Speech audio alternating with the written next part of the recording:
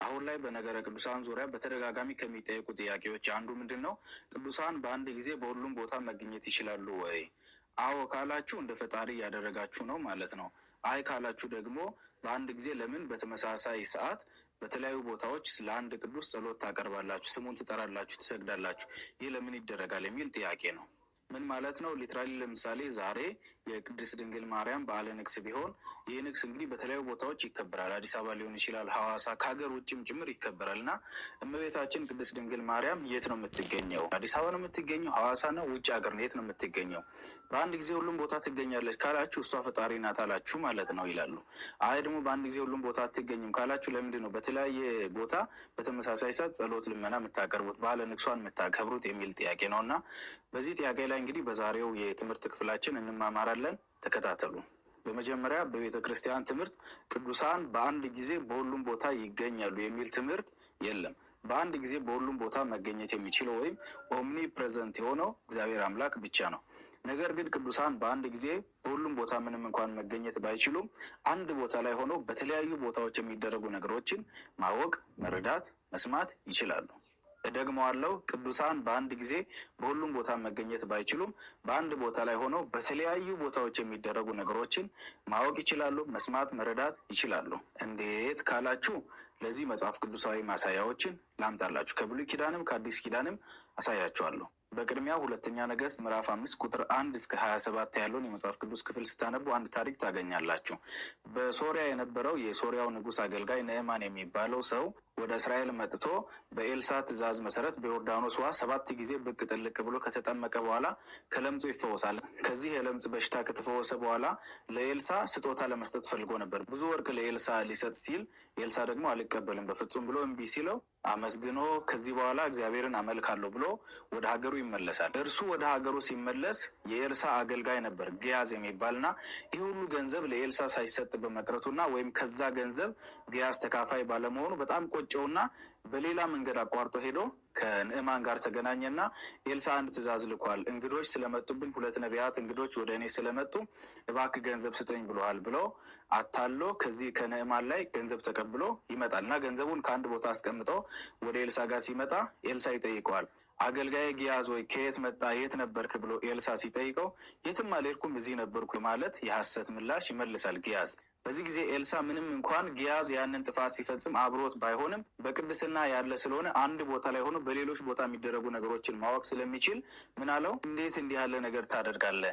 ይህንን በማድረግ እነሆ በንዕማን ላይ የወጣው ለምጽ በአንተ ላይም ይውጣ ብሎ ግያዝን ይረግመዋል። ግያዝ ላይ ለምጽ ይወጣል። እንደ በረዶ ነጭ እስኪሆን ድረስ በለምጽ በሽታ ግያዝ ይመታል። ከዚህ ታሪክ ዋና ቁም ነገር እንድትይዙልኝ የሚፈልገው ኤልሳ ምንም እንኳን ግያዝ ያንን ገንዘብ ሲቀበል አብሮት ባይሆንም ቅዱስ ስለሆነ በአንድ ቦታ ሆኖ በሌላ ቦታ የሚደረጉ ነገሮችን ማወቅ ስለሚችል ይህንን ነገር ተረድቷል። ስለዚህ ቅዱሳን በአጠቃላይ ምንም እንኳን በአንድ ጊዜ በሁሉም ቦታ መገኘት ባይችሉም አንድ ቦታ ላይ ሆነው በተለያዩ ቦታዎች የሚደረጉ ነገሮችን ማወቅ ይችላሉ ማለት ነው። እንቀጥል። ሁለተኛ ነገሥት ምዕራፍ 6 ቁጥር 8 እስከ 33 ያለውን ታሪክ ደግሞ ስትመለከቱ አሁንም የኤልሳና የሶሪያው ንጉሥ ታሪክ ታገኛላችሁ እና በዚህ ታሪክ ላይ እንግዲህ የሶሪያው ንጉሥ እስራኤልን ለመውጋት ብዙ ጊዜ ያቅዳል።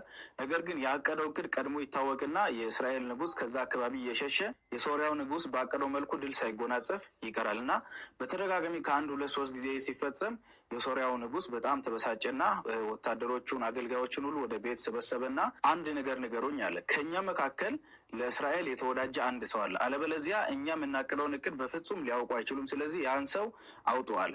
በዚህ ጊዜ ከአገልጋዮቹ አንዱ ምን አለው? እንደዚያ አይደለም፣ በእስራኤል ሀገር ስሙ ኤልሳ የሚባል አንድ የእግዚአብሔር አገልጋይ ነቢይ አለ እና አንተ እዚህ በቤት በእልፍኝ ውስጥ ሆነ የምታወራውን እሱ እስራኤል ሆኖ ስለሚያውቅ ለእስራኤሉ ንጉሥ እየነገረ ነው እኛ ድል ማድረግ ያልቻል ነው ብሎ ይነግረዋል። ከዚህ በኋላ እንግዲህ ያው የሶሪያው ንጉሥ ታዲያ እኛ ለምን የእስራኤልን ንጉሥ እንወጋለን? መጀመሪያ መያዝ ያለብን ኤልሳ ነው ብሎ ወደ ኤልሳ ጋር ይመጣል። ካስታውሳችሁ ታሪኩን በታምራት ኤልሳ የወታደሮችን የመጡትን ሁሉን አይናቸውን ያሳውራል። ከዛ በኋላ ወደ እስራኤል ንጉሥ አሳልፎ ይሰጣቸዋል። ነገር ግን የእስራኤሉ ንጉሥ ሊገላቸው ሲል አትግደላቸው፣ ሰላም ይሻላል ብሎ ጠላቶችን በሙሉ እንዲመገቡ ካደረጋቸው በኋላ ወደ ሶሪያ ይመልሳቸዋል። ከዚህ ታሪክ በዛሬው ርዕሰ ጉዳይ ላይ እንድትወስዱት እንፈልገው ነገር ምንድን ነው? እንግዲህ ይሄ ኤልሳ ያለው በሶሪያ አይደለም በእስራኤል ነው። ነገር ግን በእስራኤልና በሶሪያ መካከል ሰፊ ኪሎ ሜትሮች ርቀቶች አሉ። ግን ይህ ርቀት ሳያግደው ኤልሳ በእስራኤል ሆኖ በሶሪያ የሚደረገውን ነገር ሊያውም በእልፍኝ ውስጥ የሚደረገውን ነገር ማወቅ ችሏል። ስለዚህ በአጠቃላይ ቅድም እንዳልኳችሁ ቅዱሳን ምንም እንኳን እንደ እግዚአብሔር ኦምኒ ፕሬዘንት ሆኖ በአንድ ጊዜ በሁሉም ቦታ መገኘት ባይችሉም አንድ ቦታ ሆነው በተለያዩ ቦታዎች የሚደረጉ ነገሮችን ያውቃሉ፣ ይረዳሉ። ምናልባት ደግሞ ይሄ ብሉይ ኪዳን ታሪክ ነው የምትሉ ሰዎች ካላችሁ በተመሳሳይ ከአዲስ ኪዳን እንዲሁም ላሳያችሁ። በሐዲስ ኪዳን ደግሞ በሐዋርያት ሥራ ምዕራፍ 5 ቁጥር 1 እስከ 11 ላይ ስታነቡ ሁለት ሰዎች ሐናንያና ሰጲራ የሚባሉ ባልና ሚስት ነበሩና ከሐዋርያት ማህበር መቀላቀል ስለፈለጉ በሰዓቱ ከሐዋርያት ከክርስቲያኖች ማህበር መቀላቀል ሰዎች የሚችሉት ያላቸውን ሀብት ንብረት ሸጠው ለቤተ ክርስቲያን በመስጠት ነው እና እነርሱም ያላቸውን ሀብት ንብረት ከሸጡ በኋላ ሙሉውን መስጠት አልፈለጉም። ምክንያቱም ምናልባት ይሄ ማህበር ሲበተን እኛ ጎዳና እንዳንወድቅ ብለው ስላሰቡ ግማሹን ደብቀው ግማሹን ይዘው መጡ። መጀመሪያ ሐናንያ ወደ ቅዱስ ጴጥሮስ ጋር ገንዘቡን ይዘው መጣ። ከዛ በኋላ ቅዱስ ጴጥሮስ የሸጣችሁት ይህ ብቻ ነው ወይ ሲለው አዎ ይህን ብቻ ነው የሸጥነው፣ ሌላ ቀሪ ገንዘብ የለም አለ። በሰዓቱ ቅዱስ ጴጥሮስ ያን ገንዘብ እነሱ ሲደብቁ ከእነርሱ ጋር ባይሆንም በቅድስና ግን አንዱ ቦታ ላይ ሆኖ ሌላ ቦታ የሚደረገውን ነገር ማወቅ ስለሚችል ወቀሰው። እንዴት መንፈስ ቅዱስን ታታልላለህ አለው። ከዚያ በኋላ ሐናንያ ተቀስፎ እዛው ይሞታል። ከደጅ የነበሩ ሰዎች አስከሬኑን ይዘው ይወጣሉ። እሱ በወጣ በ3 ሰዓት ልዩነት ደግሞ ሚስቱ ሰጲራ ትመጣለች እና ሚስቱ ከመጣች በኋላ የሸጣችሁት ገንዘብ ይሄ ነው ብሎ እንደገና ጴጥሮስ ይጠይቃታል። አዎ ይሄ ብቻ ነው አለች። የባልሽን አስከሬን የወሰዱ ሰዎች ከደጅ አሉ፣ አንቺንም ይወስዱሻል አላት። ከዛ በኋላ እዛው እሷም ተቀስፋ ትሞታለች። አስከሬኗን ሰዎች ይዞ ይወጣሉ።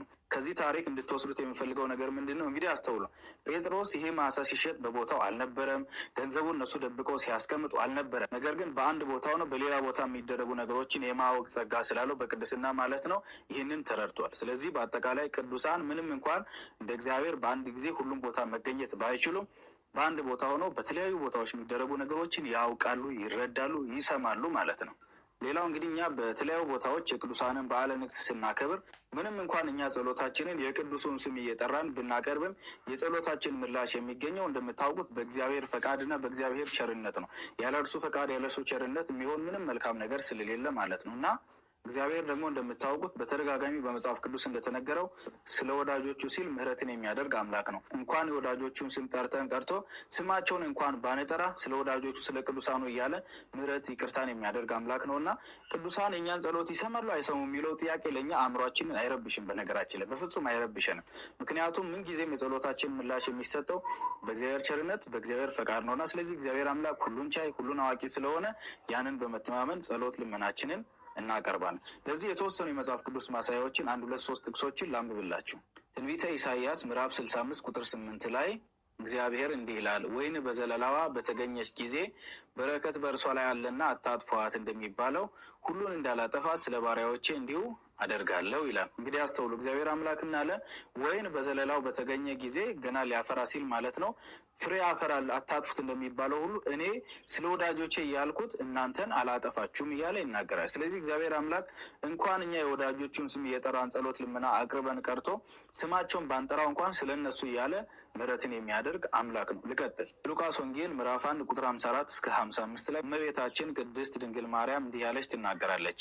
ለአባቶቻችን እንደተናገረ ለአብርሃምና ለዘሩ ለዘላለም ምሕረቱ ትዝ እያለው እስራኤልን ብላቴናውን ረድቷል። በደንብ አስተውሉ። እግዚአብሔር አምላክ ለአብርሃም ለዘሩ የገባውን ቃል ኪዳን እያሰበ እስራኤልን ብላቴናው ምን ብሏል? ረድቷል ትላለች። እንቀጥል። እዚሁ የሉቃስ ወንጌል ምዕራፍ 1 ቁጥር 72 እስከ 75 ላይ ደግሞ እንደዚህ ለአባቶቻችን ምሕረት አደረገ፣ ለአባታችን ለአብርሃምም የማለውን መሐላውን ቅዱሱን ኪዳን አሰበ፣ በእርሱም ከጠላቶቻችን እጅ ድነን በዘመናችን ሁሉ ያለ ፍርሃት በቅድስናና በጽድቅ በፊቱ እንድናገለግለው ሰጠን ይላል። በጣም የሚያስገርም ቃል ነው። እግዚአብሔር አምላክ ለአብርሃም የገባውን ቃል ኪዳን መሐላውን አሰበና በዛ ቃል ኪዳን ለአብርሃም በገባው መሐላ መሰረት እኛ ከጠላቶቻችን እጅ ድነን በዘመናችን ሁሉ በሰላም እንድንኖር በምሕረት በይቅርታ እንድንኖር እድሉን ሰጠን ይላል አይደል? እግዚአብሔር እንኳን የቅዱሳንን ስም ጠርተን ቀርቶ ስማቸውን ሳንጠራ እንኳን ለእነሱ የገባውን ቃል ኪዳን እያሰበ ምሕረትን የሚያደርግ አምላክ ስለሆነ ቅዱሳን ይሰማሉ አይሰሙም የሚለው ነገር አያስጨንቀንም። ነገር ግን ቅዱሳን ቅድም እንዳልኳችሁ በአንድ ቦታ ሆነው በተለያዩ ቦታዎች የሚደረጉ ነገሮችን ማወቅ መረዳትም ይችላሉ። ለሁሉም ማስተዋሉን ያድለን፣ የሰማነውን በልቡናችን ያሳድርብን። አሜን። ይቆየን።